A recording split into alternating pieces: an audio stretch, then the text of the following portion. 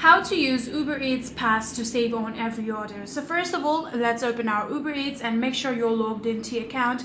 Then from here, what you're gonna do is simply select one of the order that you want. So for example, let's go into McDonald's and see what we have. I want some medium French fries. I'm going to select it and I'm going to select the large French fries, and then I'm going to add it to my cart. So let's view our cart just like this. And here you can see we have two different options in my cart.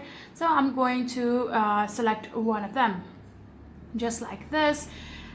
So from here, what I'm going to do is simply add it to my checkout. So go to checkout, and then if you want to save some more, you can simply select one of the items that if you want, or else you can simply tap on continue.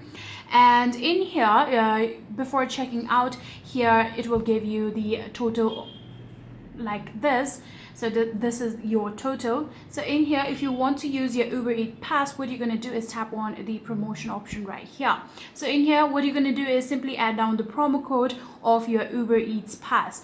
So all you need to do is add down the code in here, then you can go back and it will be discounted on your total, and like that you can simply place order, and that's it.